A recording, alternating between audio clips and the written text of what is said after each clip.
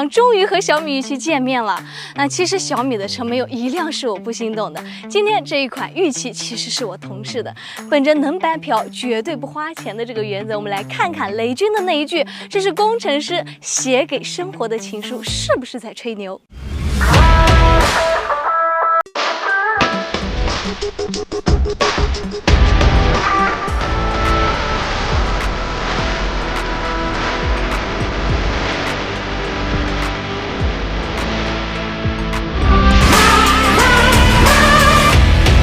其實小米玉器的外觀設計，我覺得在眾多新勢力車企中還是蠻有特點的。3分鐘20萬的大叮叮呆，果然是我這個米粉拖後腿了。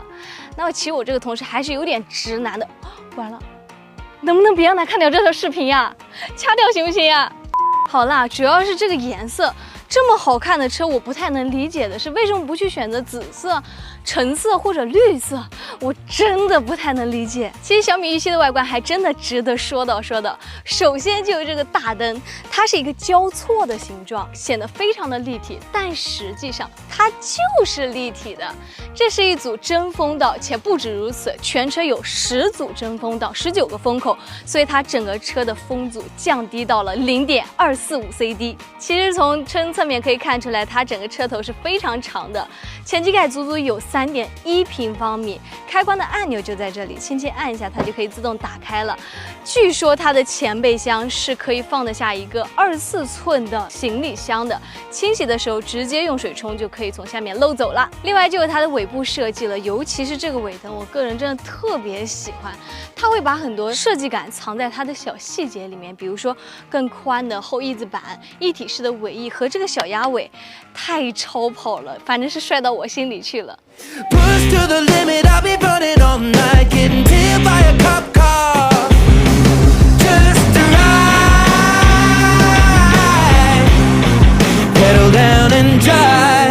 那我們現在來到車內啊，首先就是一個大天幕，哪怕是烈日当头，你也不用慌的，因為前挡和天幕它是智能的。小愛同學，把天幕調到遮光模式。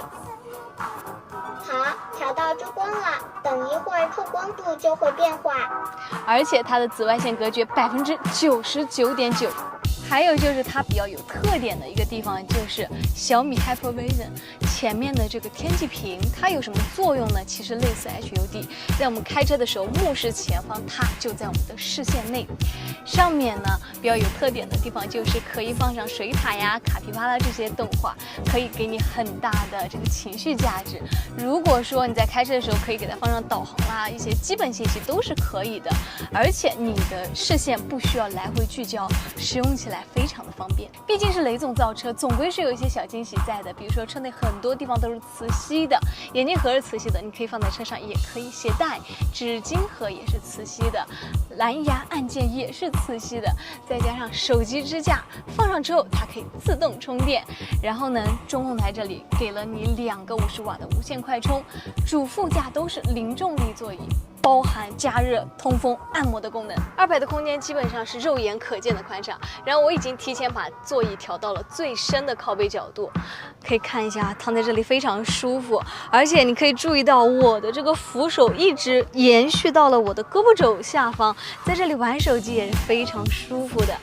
這個細節已經做到了細致入微的地步，太到位了。你以為我在玩手機嗎？其實不是的，這是它車上自帶的後排控制屏，它可以隨意取下啊，就是這麼方便。其他的下方呢，還有一個自帶的冰箱，包括2排下方也有一個小的儲物空間啊，整個車的細節做的真的是很到位，很貼心。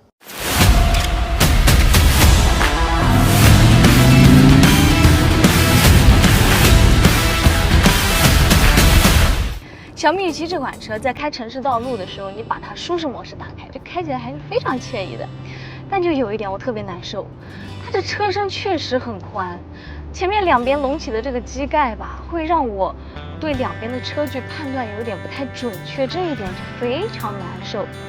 不過這個設計可能就是為了顏值而讓步吧。但這個車有一個非常牛的點，就是它的自定義模式。你可以隨意調節它底盤的軟硬高低、方向盤的輕重、動力輸出的強弱、電門的灵敏度等等等等。再包括它車身電子穩定系統的介入程度都可以調節。也就是說，這款玉器你只要一拿到手，就可以把它調節成你最舒服、最習慣的駕駛狀態。小爱同學，切換到運動模式。確定切換成運動模式嗎？確定。駕駛模式切換成運動模式了。當然，這個車還有運動和運動加模式。切換到運動模式之後，你很明顯能夠聽到一陣排氣聲浪傳來。但畢竟是電車，這個聲浪只能夠給你增加一些情緒價值而已。因為你細聽的時候，你會發現這個聲浪它確實有點假。當然，如果跑一些山路之類的，你切換到運動模式，它動力還是非常充沛的。当然，方向盘也会变得更重一些，灵敏度更高一些，瞬间把你从舒適的那種轻盈感给你拉到穩重緊張的狀態。我這個感覺真的太棒了。動力方面，我開這款是 Max， 所以它動力上會更充沛一些。最大馬力690匹，百公里加速3.23秒，續航760公里。畢竟蘇系原型車是能夠在紐北跑出6分22秒的成績。現在過來做舒適型 SUV， 那基本上是手打把掐。那這台車實際開下來，我覺得如果你不跑高速那麼快的速度的情況下，它整個過程開起來還是比較舒服的。你在過彎的時候，姿態基本上沒有什么太大的變化，包括一些坑洼路面，你只能聽到那一聲過坎的聲音，感受的話，不太多。但如果速度稍快一點的話，你會很明顯的感覺到你在轉彎呀或者掉頭的時候，車身姿態包括我的坐姿會有慣性的傾斜。那畢竟不是一款主打極致性能的車，我覺得這個小問題是可以接受的。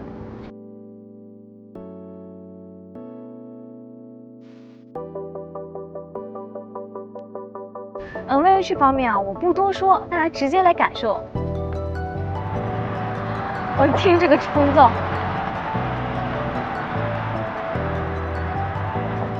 哇！世界瞬間都安靜下來了，我真的太愛了這款車。